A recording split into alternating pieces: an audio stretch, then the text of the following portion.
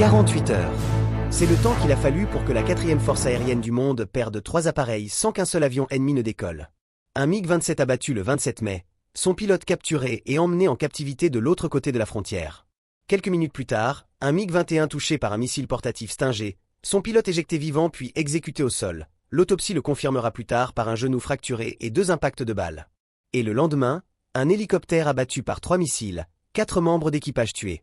3 appareils, 2 jours, 0 avion adverse dans le ciel. Rien que des fantassins postés à plus de 5000 mètres d'altitude avec des tubes lance-missiles sur l'épaule.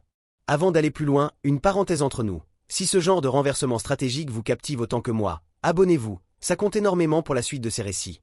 Nous sommes en mai 1999, dans l'Himalaya, au-dessus du district de Kargil, et 2 puissances nucléaires, l'Inde et le Pakistan, viennent de basculer dans une guerre que ni l'une ni l'autre n'ose appeler par son nom. Et voici la promesse de ce récit. Comment un chasseur français qui, quelques semaines plus tôt, ne savait même pas larguer une bombe guidée, va devenir en 12 jours l'arme qui décide du sort de ce conflit. Et pourquoi cette arme va pousser le ministre des Affaires étrangères pakistanais à venir en personne supplier New Delhi d'arrêter les frappes. Tout commence par une infiltration méthodique, menée pendant les mois où personne ne regardait. Entre décembre 1998 et avril 1999, des unités de l'infanterie légère du nord pakistanaise traversent discrètement la ligne de contrôle, cette frontière de fait qui découpe le Cachemire depuis des décennies.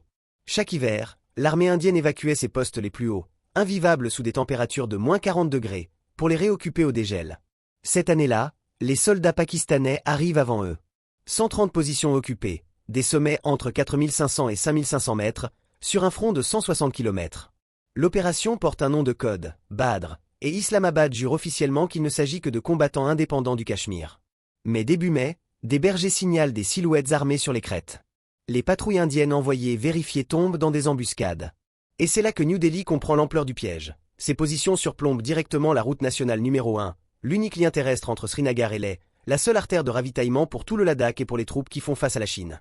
L'artillerie pakistanaise, guidée depuis ses sommets, commence déjà à pilonner les convois. Si cette route tombe, l'Inde perd tout son flanc nord. Mais la vraie catastrophe, elle, ne fait que commencer.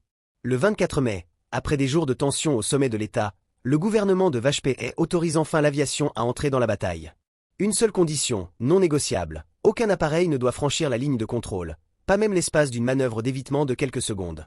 New Delhi veut chasser l'intrus sans donner à Islamabad le prétexte d'une guerre totale entre 2 puissances atomiques.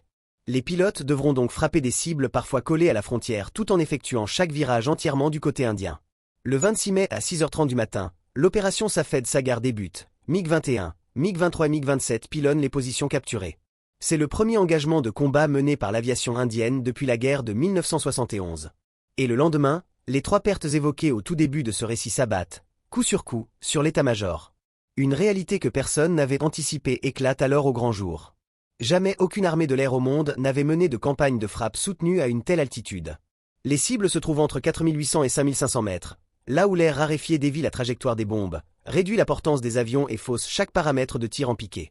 Dès le 28 mai, les hélicoptères d'attaque sont retirés des missions offensives. Ordre est donné à tous les chasseurs de rester au-dessus du plafond des missiles portatifs, environ 9000 mètres. Et c'est précisément là que le piège se referme. Depuis cette hauteur, avec leurs viseurs rudimentaires, les MiG larguent des bombes non guidées sur des cibles minuscules, des abris de fortune accrochés aux crêtes, et les manquent presque à chaque fois. Voler bas, c'est mourir sous les Stingers.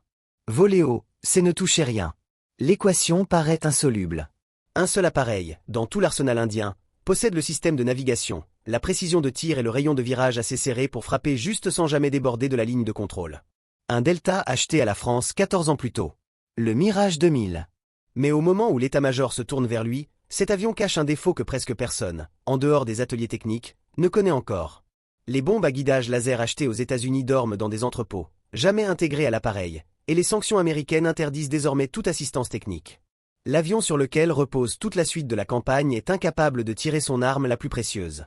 Et pour comprendre comment on en arrive là, il faut remonter presque 20 ans en arrière, à un projet qui a failli ne jamais voir le jour. En décembre 1980, 2 pilotes des 7 indiens s'envolent pour la France afin d'évaluer un chasseur que Dassault n'a même pas encore livré à sa propre armée de l'air. La raison de cette urgence tient en un mot. Le Pakistan vient d'obtenir des États-Unis le F-16 Fighting Falcon, l'appareil le plus moderne jamais introduit dans le sous-continent, et l'Inde n'a rien d'équivalent. New Delhi envisage alors un programme titanesque, 150 Mirage 2000, une large part construite sous licence par Hindustan Aeronautics. De quoi faire de l'Inde l'un des plus gros opérateurs mondiaux du chasseur français. Le projet est finalement sabordé. La proximité stratégique avec l'Union soviétique pousse New Delhi vers le MiG-29 pour la grande série, malgré les réserves de ses propres aviateurs. Du programme initial ne survit qu'un contrat modeste, une quarantaine d'appareils signés en octobre 1982, avec une option sur 9 machines supplémentaires. Les livraisons débutent en 1985, réparties entre 2 escadrons basés à Gwalior, les Tigres et les Aigles de guerre. Pendant 14 ans, ces avions bâtissent une réputation solide mais discrète, sans qu'on soupçonne un instant ce qu'ils seront capables de faire dans l'Himalaya. Le Mirage 2000 est un monoréacteur à aile delta, doté de commandes de vol électrique, capable d'emporter plus de 6 tonnes d'armement. Mais ce qui va tout changer à Kargil n'est ni sa vitesse ni sa puissance de feu, ce sont 2 détails presque administratifs. Son système de navigation calcule des solutions de tir précises depuis la haute altitude, et son rayon de virage, particulièrement serré, permet d'attaquer une cible collée à la ligne de contrôle puis de dégager sans jamais quitter l'espace aérien indien, là où n'importe quel autre chasseur de la flotte déborderait immanquablement de l'autre côté. Fin mai, l'état-major le désigne comme pièce maîtresse de toute la campagne. Le 30 mai, les Mirages effectuent leur première sortie au-dessus des montagnes, en couverture aérienne puis en frappe classique. Mais à Gwalior, les ingénieurs affrontent un chantier que personne n'avait imaginé devoir mener en pleine guerre. L'Inde avait acheté aux États-Unis des kits Pavouet, capables de transformer une bombe ordinaire de 1000 livres en munitions guidées avec une précision chirurgicale. La première livraison remonte à 1997. Puis, en mai de la même année, l'Inde procède à ses essais nucléaires dans le désert de Pokhran, et Washington réplique par des sanctions immédiates. Toute assistance technique américaine s'arrête net. L'intégration des Pavouets sur le Mirage reste inachevée. Et voici le paradoxe le plus vertigineux de toute cette histoire. L'arme censée sauver la campagne est paralysée par des sanctions déclenchées par l'événement même qui a fait de l'Inde une puissance nucléaire, c'est-à-dire par ce qui impose désormais de contenir cette guerre à tout prix. Le pays se retrouve à devoir résoudre seul une équation à 3 inconnus. Une cellule française dont le logiciel de mission date de 1985. Des bombes américaines privées de tout support technique, livrées sans les fusées d'armement adaptées. Et un pod de désignation laser Lightning de conception israélienne, jamais couplé à un Mirage nulle part dans le monde. 3 systèmes qui n'ont jamais été pensés pour fonctionner ensemble.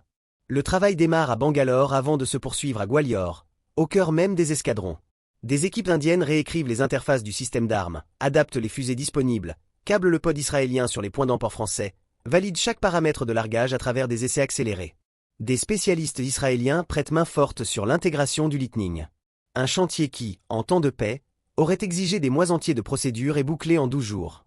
Le futur chef d'état-major de l'aviation indienne confirmera publiquement ce délai 20 ans plus tard, précisant que cette modification était déjà engagée avant la guerre, puis brutalement accélérée par elle.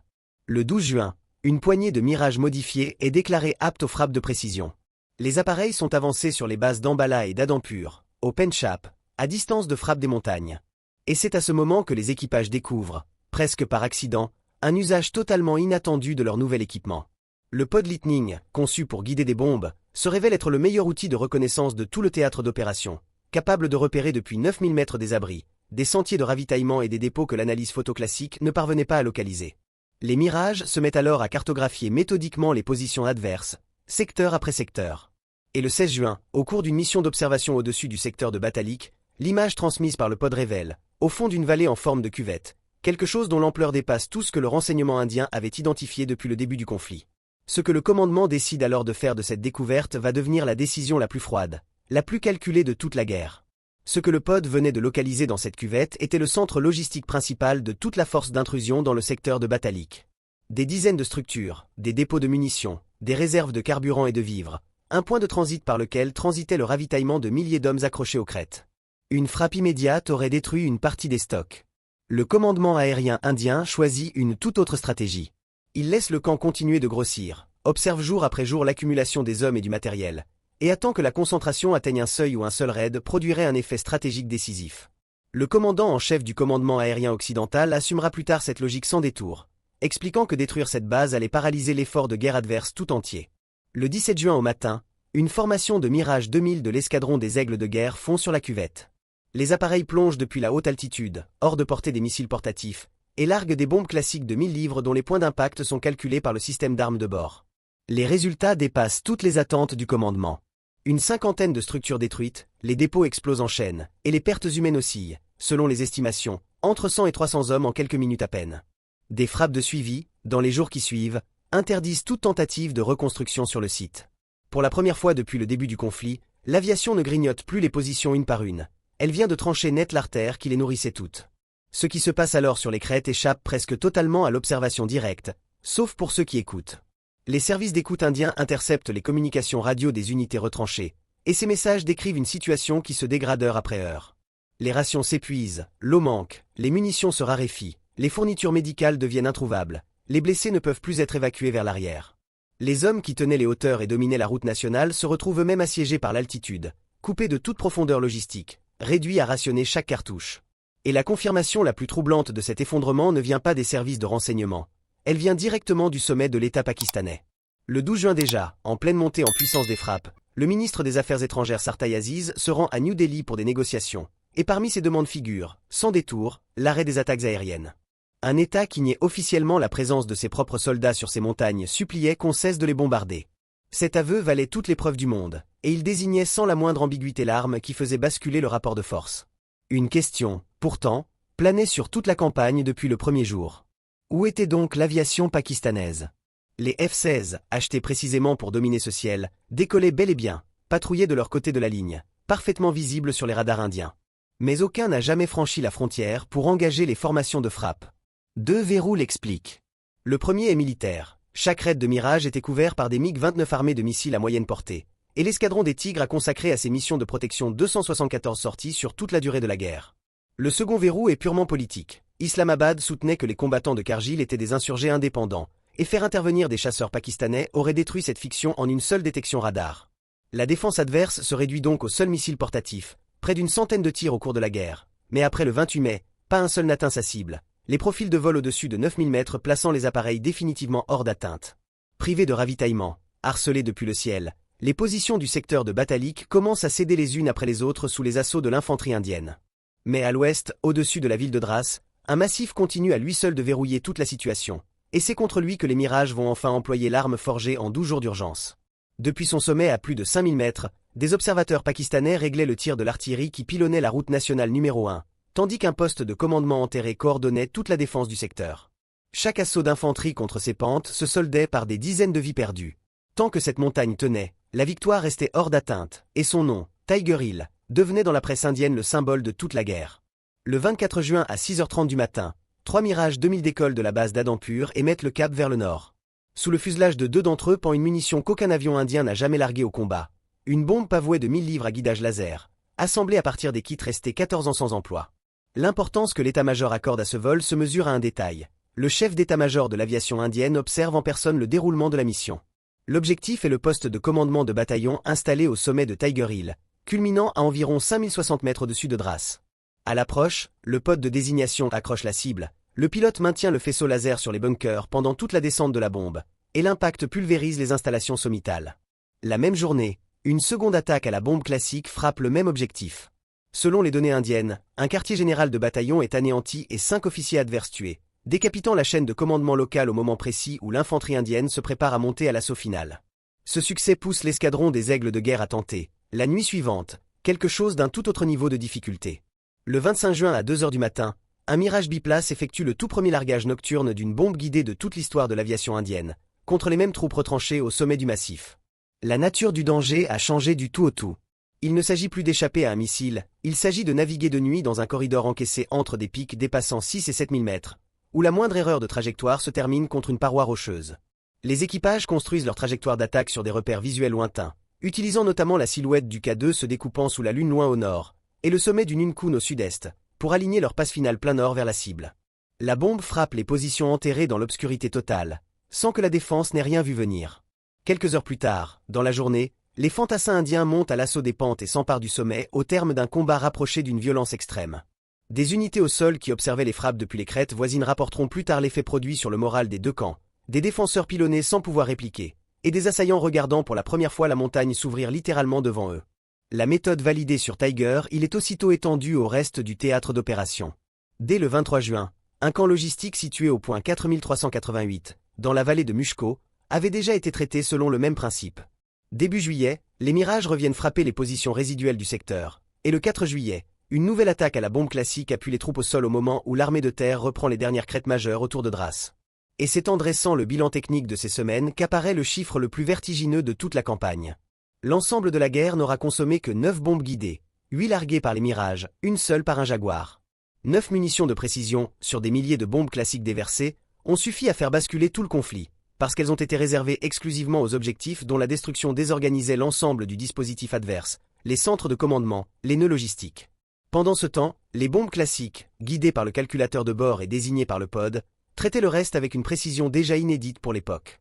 L'escadron des aigles de guerre totalisera à lui seul 240 missions de frappe et environ 55 000 kg de munitions larguées. À la fin de la première semaine de juillet, le dispositif d'intrusion s'effondre secteur après secteur. Tololing tombe dès la mi-juin. Tiger il est perdu. Batalik se vide. Les survivants refluent vers la ligne de contrôle sans ravitaillement ni commandement cohérent. Militairement, l'issue ne fait plus aucun doute. Mais la guerre, elle, ne va pas s'arrêter sur les crêtes. Elle va s'achever à 11 000 km de là, dans un bureau de la Maison-Blanche, un jour de fête nationale américaine, et de façon bien plus rapide que quiconque, à New Delhi comme à Islamabad, n'aurait osé l'imaginer. Le 4 juillet 1999, le président Bill Clinton reçoit un premier ministre pakistanais qui s'est pratiquement invité lui-même. Nawaz Sharif débarque à Washington en position de faiblesse absolue. Ses troupes agonisent de faim et de froid sur les crêtes sous les frappes aériennes. Son économie dépend entièrement de l'aide internationale, et aucune capitale au monde, pas même Pékin, n'a soutenu l'opération. Clinton pose une condition unique et non négociable, le retrait complet et immédiat de toutes les forces pakistanaises derrière la ligne de contrôle, sans la moindre contrepartie sur le Cachemire. Sharif signe une déclaration commune le jour même. La guerre se termine sur un document, à 11 000 km des montagnes où elle s'est jouée. Mais le compte-rendu de cette rencontre, publié des années plus tard par un conseiller de Clinton présent dans la pièce, va révéler ce qui s'est réellement échangé ce jour-là, et donner à toute la campagne aérienne une dimension que presque personne ne soupçonnait à l'époque. Selon ce témoignage, le renseignement américain avait détecté des préparatifs concernant l'arsenal nucléaire pakistanais, et Clinton aurait directement confronté Sharif à cette information pendant l'entretien. Autrement dit, pendant que les Mirages alignaient leurs passes au-dessus de Tiger, il en veillant scrupuleusement à ne jamais franchir une ligne invisible tracée sur les crêtes, la question nucléaire se posait déjà, en silence, dans les deux capitales. Cette retenue imposée aux pilotes, cette interdiction de déborder de quelques secondes en territoire adverse qui compliquait chaque mission, apparaît rétrospectivement pour ce qu'elle était vraiment, l'une des raisons pour lesquelles cette guerre est restée un conflit limité entre deux États capables de s'anéantir mutuellement. Sur le terrain, le retrait s'exécute tout au long du mois de juillet, par endroits sous le feu, et le 26 juillet 1999, l'Inde déclare l'ensemble des hauteurs reconquises, une date qui deviendra depuis une journée de commémoration nationale. Le bilan de la campagne aérienne peut alors être dressé dans son ensemble. Les deux escadrons de Mirage ont accompli 514 sorties en 2 mois, 274 en défense aérienne et en escorte pour les Tigres, 240 en attaque pour les Aigles de guerre. Sur près d'une centaine de missiles antiaériens tirés contre les avions indiens, aucun n'a touché un Mirage, et pas un seul appareil de ce type n'a été perdu. En face, les positions frappées avec précision ont cédé les unes après les autres, ouvrant la voie à l'infanterie, et les pertes indiennes au sol, supérieures à 500 morts, auraient été bien plus lourdes encore sans cet appui aérien, ce que l'armée de terre reconnaîtra sans réserve. Cette guerre laisse 3 enseignements qui dépassent largement le sous-continent indien. Elle démontre qu'une campagne aérienne soutenue est possible à des altitudes où personne n'avait jamais combattu, entre 4500 et 5500 mètres, moyennant une refonte complète des tactiques en quelques semaines à peine. Elle prouve qu'un conflit entre deux puissances nucléaires peut rester confiné à un seul secteur de front, à condition d'une discipline politique absolue sur l'emploi de la force. Et elle établit, avant même les campagnes occidentales qui populariseront cette idée des années plus tard, que 9 munitions guidées placées sur les bons objectifs peuvent peser plus lourd que des milliers de bombes classiques. Le verdict sur l'avion lui-même tient en une seule phrase. Acheté à l'origine en réponse au F-16, le Mirage 2000 a gagné sa guerre sans jamais croiser un seul F-16 en plein ciel. L'Inde en tirera toutes les conséquences, en commandant 10 appareils supplémentaires en 2004, puis en lançant en 2011 la modernisation complète de sa flotte pour la maintenir en service au-delà de 2030. Restait pourtant une frontière que ces avions n'avaient jamais eu le droit de franchir. Le 26 février 2019, avant l'aube, une vingtaine de Mirages décollent en représailles à un attentat qui a coûté la vie à 40 membres des forces de sécurité au Cachemire. Cette fois, l'ordre est exactement inverse de celui donné en 1999. Les appareils franchissent la ligne de contrôle, pénètrent l'espace aérien pakistanais jusqu'à Balako, dans la province de Khyber Pakhtunkhwa, frappent leur objectif avec des munitions guidées et rentrent en seulement 20 minutes d'opération. C'était la première fois depuis 1971 qu'un avion de combat indien traversait cette frontière. L'appareil à qui l'on avait interdit, pendant toute une guerre, de franchir la moindre ligne, est devenu 20 ans plus tard celui qu'on a choisi, entre tous, pour la franchir en premier. Dites-moi en commentaire quelle autre histoire d'aviation militaire méconnue vous voulez que je raconte ensuite. Et si ce basculement vous a marqué autant que moi, likez cette vidéo avant de partir.